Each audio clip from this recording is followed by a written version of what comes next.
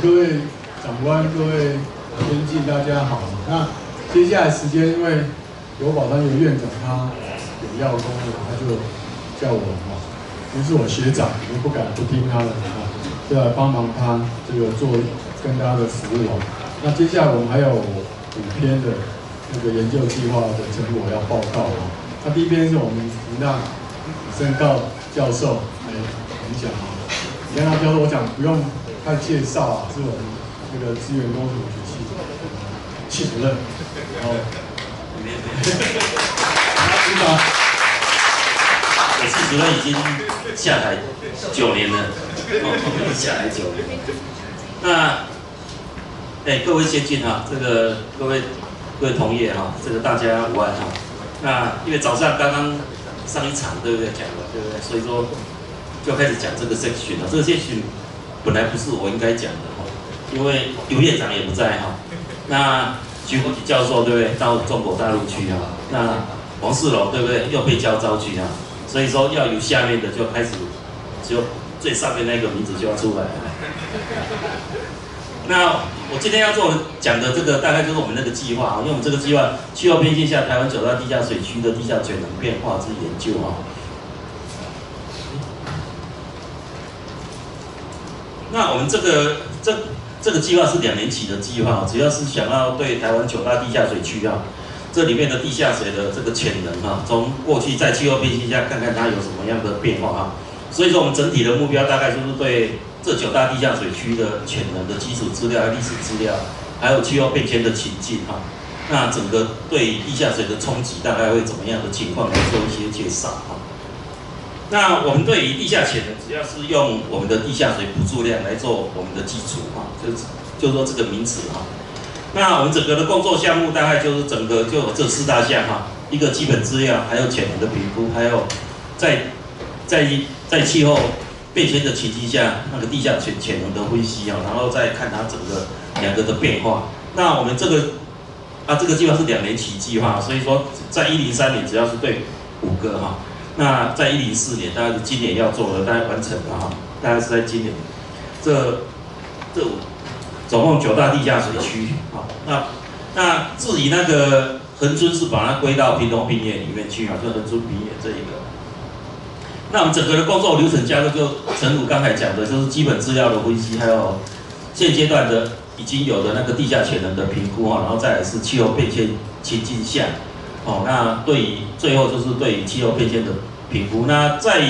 基本资料上面，主要都是一些图层，还有一些文献报告的收集。那还有地下水那个潜能的评估，主要是利用水文的相关性，还有河川基流分析啊。那再来补助量的评估，还有补助诠释哈。那这一个，那气候变迁的情境，只要是尤老师他们那个团队给我们的，就是利用我们气候变迁的降尺度哈。那再来估计从日降移，让日温度对不对？然后一直推估到河川的流量，然后再用我们现有的河川基流量的分析方式来继续做哈，然后来推估我们地下水的那个补助量的评估。所以说最后就是比较有没有气候变迁下，那到底的差异在这9大地下水区的相关性大概是多少哈？那至于整个的资料的收集，大概都基本资料、气候水文啊。那文献的报告都是对过去，那因为由于我们地下水比较特殊哈，因为我们地下水常常都是用分区的，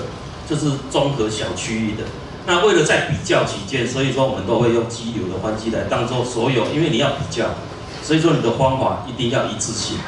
那我们对于地下水的分析方法非常多哈，对于分析的地下水补助量，所以说在我们的讨论结果，我们就是用我们的核酸基流当做我们说的唯一方法。然后来比较所有的情况，这个才能够感受到气候变迁对于这种方法的它那个量的变化。那对于未来情境的这个气候变迁，只要是再用气样还原跟水文换季的那个前面应该有人讲过，所以说我们会建立蛮多的图资哈。那我们气候的，对我们气候水文的资料，大概就一定要收集到整个的对河川流量的资料，还有地下水文的资料哈。那我们只要那我们第2年就总共就就是第2年的大概就9个主要河川，然后43个流量站哈。那对于第2年的大概就是这么多的那个资料哈。反正每一个地区就是第1年、第2年就收集这么多的流量站的分布。那还有我们地下水位站哈，总共第1年、第2年总共加起来像700多口哈的地下水观测站网的地下水位站的资料哈，这个。那为了要估计这个，所以我们对于过去的文献哈，对于整个台湾地区的9大地下水分区的地下水的补助量哈，在这9大区里面，从过去到现在的补助量的这一些的收集的资料哈，那从这个表里面大家就可以看得出，对，从这个表大概就可以看得出，对不对？每一个时代、每一个人、每一个单位评估出来的量，就有蛮大的差异了哈。那大概平均起来，大概在台湾整个来讲，大概就将近最右边的下面这一个数目字哈。大概最右边这个大概就是从到这个补助量大概就40亿吨哈，这个是。那另外一个资料，民国89年的哈，在水资就是水利署的前身哈，就是那估出来的总量大概是有在平水年就是大概51亿吨哈，这是整个。那刚才讲的是40亿吨。那因为估计的方法不一样，所以说答案也都不一样。那最近的94年的哈，再来就是在平水年就是将近41，大概42亿吨左右哈，这个估法。那在最近的就是101年的哈，大概就是48亿吨，所以说看起来大概就是台湾的地下水的补助量，不管你用什么的方法做，大概就40到50之间哈，这个范围。那如果说我们用水量哈，用地下水的用水量来如果我们收集那个水利统计年报哈，大概估起来，大概我们台湾的地下水的用水量大概就是56亿吨啊，所以基本上都是超过我们用地下水的量。那如果我们用水权量来看大概是60几亿吨哈的量，也就是说我们的水权核发的事实上是比用水的都还高啊。这个。那为了要评估这个东西，当然我们要建立我们的评估的 process 哈。那我们的 process 就是这一张的流程图哈，就从这个土地利用的这一些线型密度哈，这几个，然后到地下水的潜势的分析哈，那我们地下水位，然后利用河川基流，然后探讨相关系水量评估，然后就建立我们地下水的潜能哈。那在水文相关性的时候，因为我们要探讨那个地下水位、河川流量跟降雨的相关性，这个我们也有做哈，在每一个区里面这3者之间的相关性的。那我们也提出那个采用地下水补助潜能因子法哈，来估每一个区到底哪一个区是比较那个补助潜是比较高的。那我们为了要估计它那个补助量，那我们采用统一的方法，就是采用那个河川基流分离法，就是在水文学里面的利用我们的流量站里面的流量来切哈，用线性差来补，来认为说是看的是河川的基流。那对于在评估的时候，我们是采用稳定基流的那一段，它来做我们地下水的那个补助量。那由于9大地下水区，对不对？每一个区都要做，所以说我在这里只展现我们那个在南洋平原的哈。那这张图就是各个的相关性，雨量跟流量跟地下水位。降雨量跟地下水位，这事实上看起来这相关性都不是那么高哈。这个之间，那为了要估那个地下水那个对补助潜势区我们就采用五个因子嘛，一个是盐性、土地利用，还有现行构造核实然后每一个因子我们就给它认为就是把它区分中高低谷这几个然后就给它一个分数哈。然后在分数里面，我们就因为每一个分数之间，每一个因子之间，它会互相影响，所以说我们会给它一个比例那这个比例，然后再给它一个权重，那我们就可以把这些图就把它整个，就像这一张图一样，土地的种类那土地利用、土地种类，还有现行密度，还有耳息那这个是它整个估出来的补助潜能比较高的地方，就是在这个紫色的地方这是前是这个补助比较高的地方。那补助潜能比较高的地区，表示这个地区比较容易补助，但是并不代表它一定可以补因为你没有水，它也是不能补只是像我们透水系数高，并不代表它一定是让它流动高那再来水文量，我们是用激流法，就是核酸分离的技术那把每一个月对不对，这个累加起来，然后用激流的分析方式就会得到一个激流深度然后就是用我们在水文学里面的激流法，然后就把这个每一个月的那个激流量就把它累加起来，从小排到大。那我们取的是稳定激流这一段那由于取低流的时候，因为台湾常常都是那个在最低的时候，常常有些核酸流量都没有所以说我们到最后就是比较稳定的取中间。基本上来讲都是取到3个月到4个月，3个月到4个月的这一端来当做是我们的那个读的方式就像这一张图对不对这个是南洋大桥的激流分析法，那这是它的流量，每一个流量切出来就是它的量就是这样，那就把它稳定激流就排出来，然后取的大概是这一段那所以说我们就这样可以用这个站来代表整个南洋平原里面的，那我们就可以知道它的补助量大概是多少那每一个方法就这样一直重复做每一个地区。那整个的成果那我们想要知道对不对？那个雨量跟补助量的关系因为每一年都有一个补助量那所以我们就把流量再跟那个降雨量跟我们的补助量对不对？就把每一年过去的历史每一年的补助量这个把它画出来，那这个呈现的几乎都是线性的那用这一张图以后就可以给我们所有的那个在书里面大概可以猜得出如果今年的降雨量大概多少，对不对？我们就可以知道它的补助量是多少。那我们也收集了那个抽水量跟雨量之间的关系那由于在抽水量这些的评估这个是水利署的套所以说大家都不知道抽水量是多少，永远都估不准，你估的跟我估的常常都差很大就是用不管是农业用的方式或是用电表的方式去估起来，那都很难。那如果没有资料的因为有些地区真的是没有抽水量的资料那我们就用那个地下水的力学这个是江从容所做的那个地下水力学利用那个水井的把它推估出来。那推估出来这样的结果，对，跟降雨量看起来好像也没有什么关系所以这个表示我们抽水量受到人为的影响，事实上是蛮大的它跟我们补助量只受到大自然，就是我们自然条件的影响是差别很多那再来是所谓气候变迁那我们气候变迁的分析方式就是一样，照着前面所讲的就是利用那个情境分析的情境就是我们的雨量跟温度的产生，日雨量、日温度的产生，我们就把它叠加，就到那个核酸流量就核酸流量，那就日流量就变成夜流量然后就来做它的激流分析这样就可以得到我们在气候变迁哪一种情境下里面的那个对那个地下水补助量。那我们主要的分析大概在产生的大概都气象还原模式从就是进行到日降雨跟日温度然后再用 HVU 静流模式来做，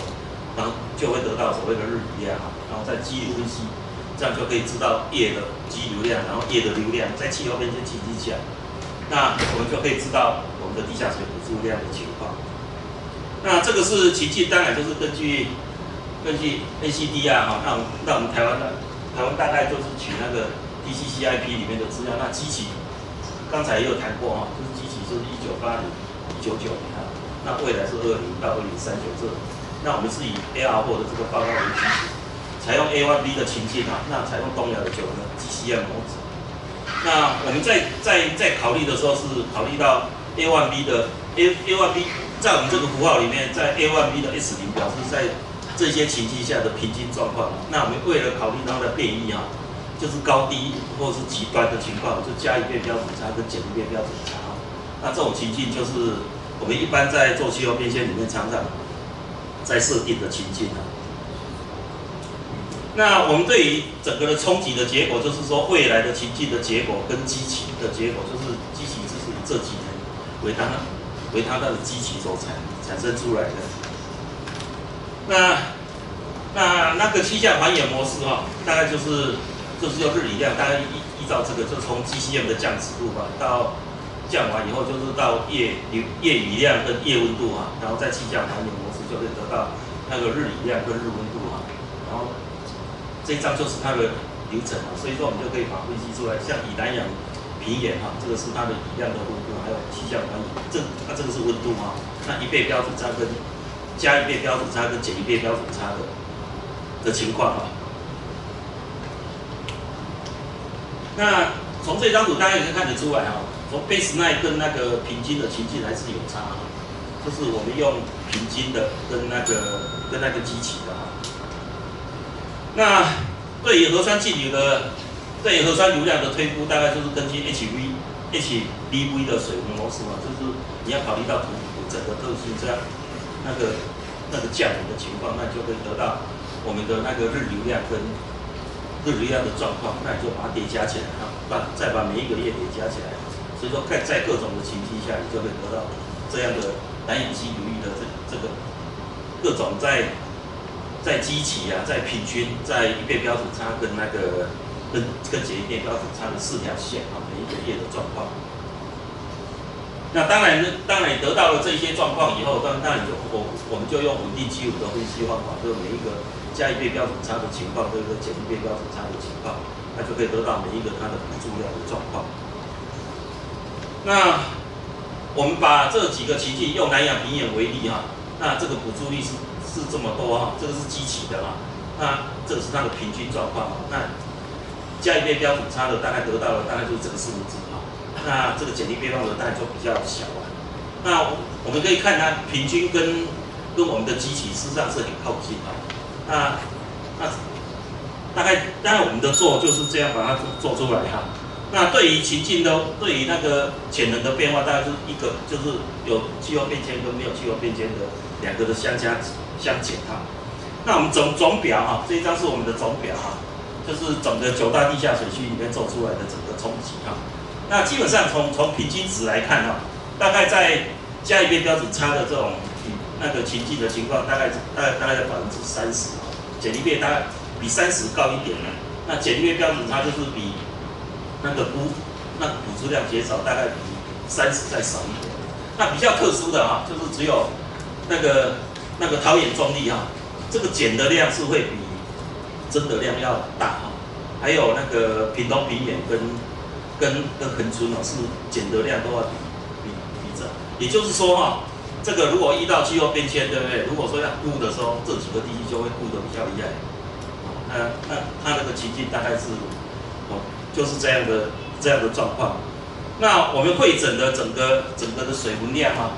整个地下水区跟探讨101年到103年的雨量那由于100年跟103是去年去年是蛮干旱的